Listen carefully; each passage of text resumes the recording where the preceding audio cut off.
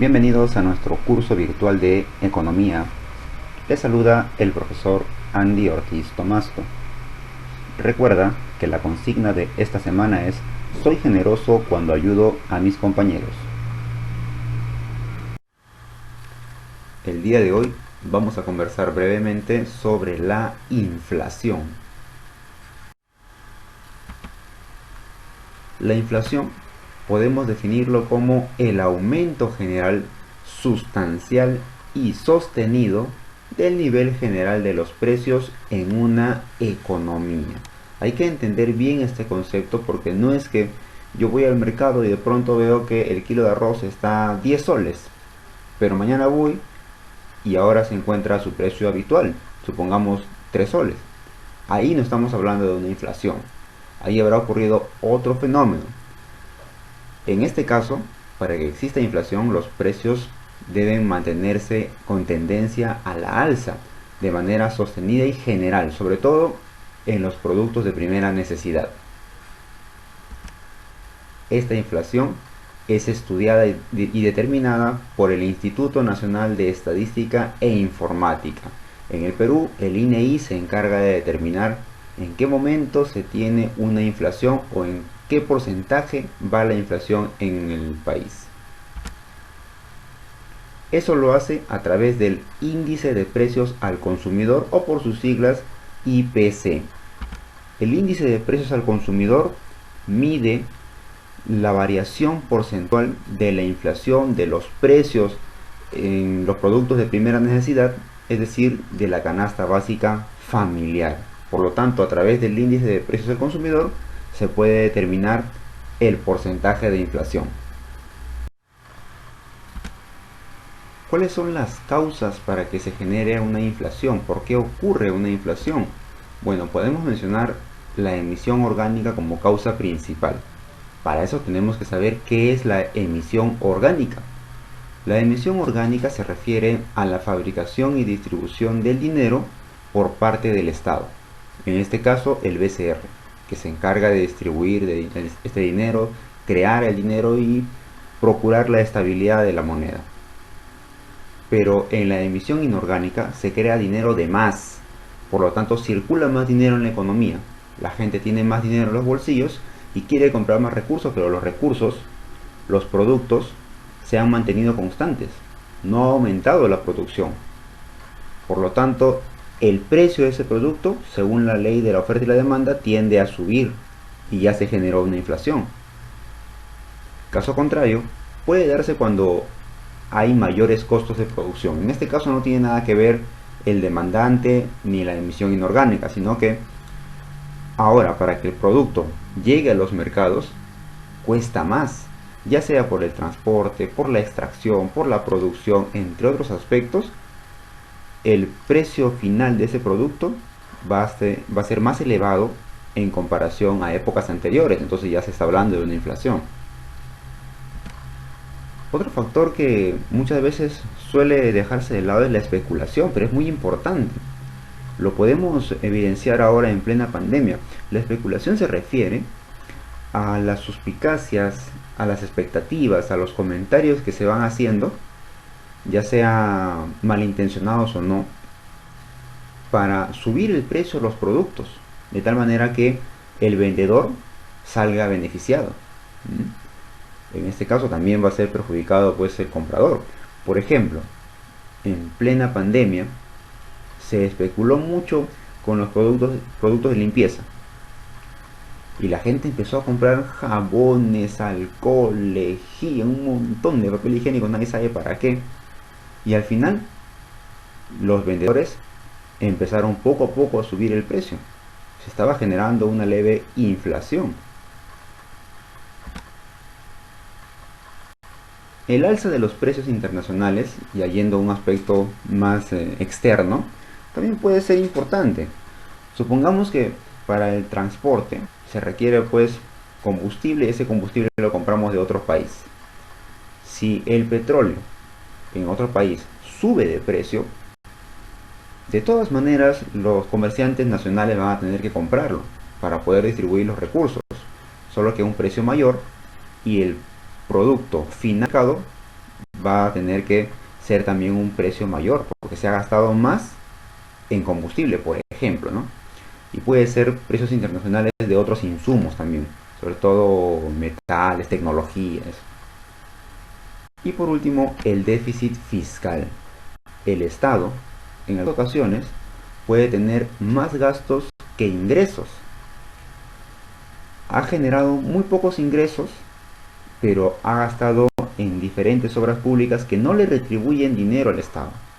Y para colmo, si la gente no paga los impuestos, el Estado no tiene ingresos. Por lo tanto, y también se puede generar una inflación. ¿Qué tipos de inflación vamos a encontrar nosotros? Una inflación llamada moderada o también se le dice ligera, que es aquella inflación que solamente va entre el 0 y el 10%, donde los precios suben lentamente y generalmente no tiene consecuencias negativas o consecuencias tan fuertes en la economía. Por ejemplo, el Perú en el año 2015 tuvo una inflación del 0,3% y la gente no lo sintió.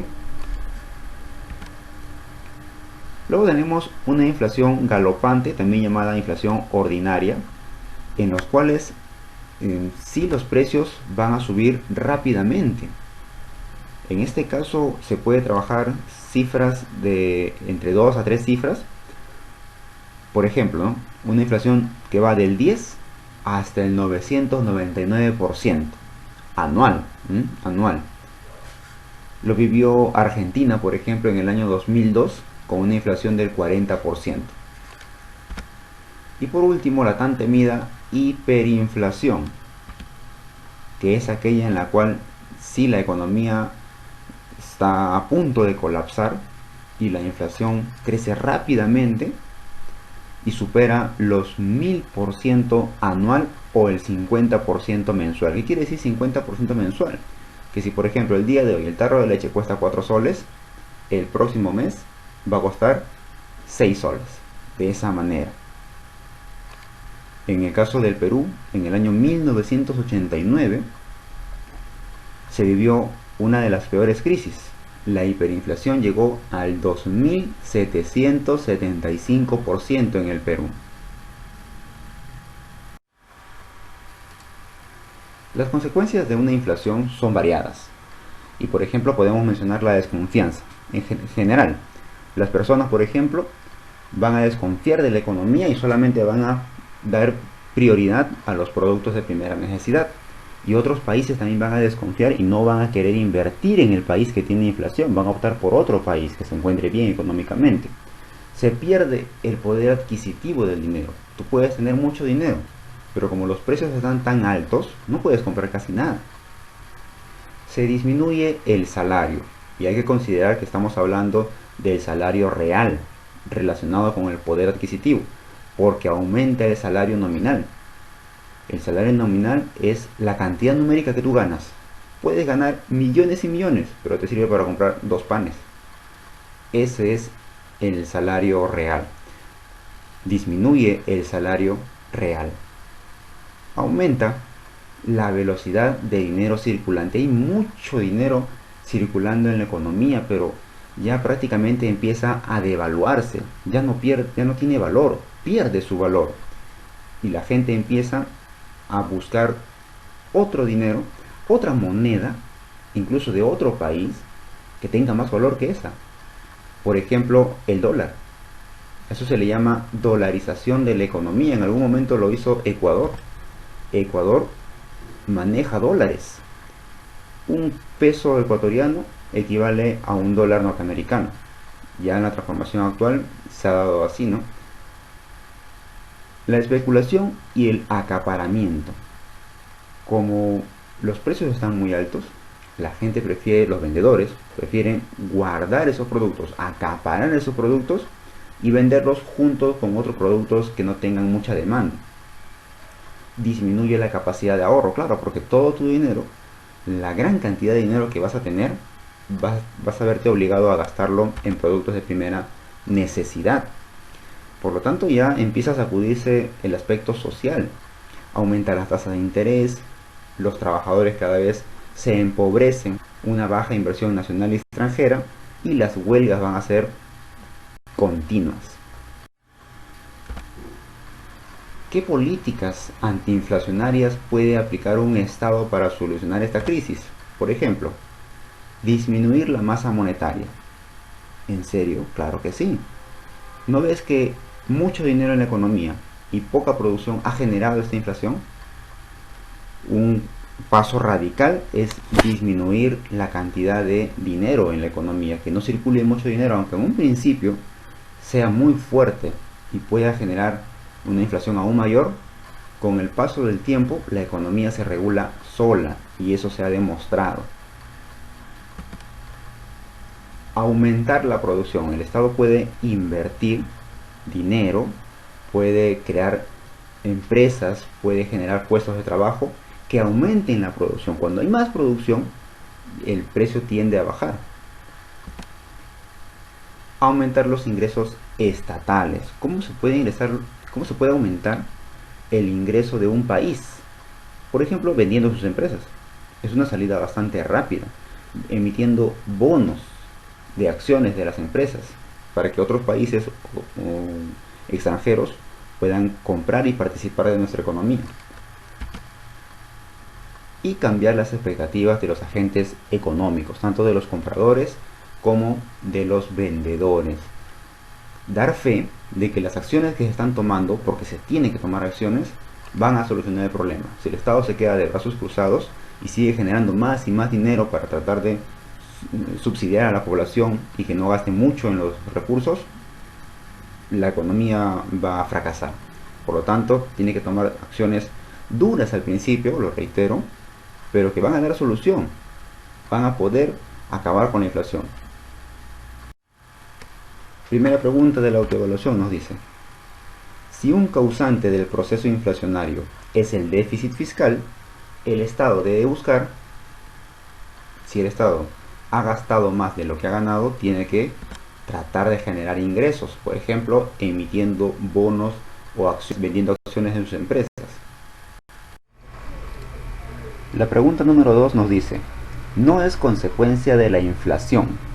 ¿Aumenta el salario nominal? Claro que sí, hay mucho dinero, pero se pierde el poder adquisitivo. Entonces la 2 también está bien. La B: disminuye el desempleo. Al contrario, aumenta el desempleo. Y claro, la economía se dolariza. Por lo tanto, marcamos la C, chicos. No te olvides que tienes una tarea pendiente. Atención con la pregunta 6. Hay 4 preguntitas que tienes que hacerle a un familiar tuyo. Por si acaso, no vayan a responder con sus propios datos. Es la entrevista a un familiar que haya vivido la época de la hiperinflación en el Perú durante el gobierno de Alan García. Bien, desarrollenlo, practiquen y estudien mucho y nos encontramos la próxima clase. Hasta luego.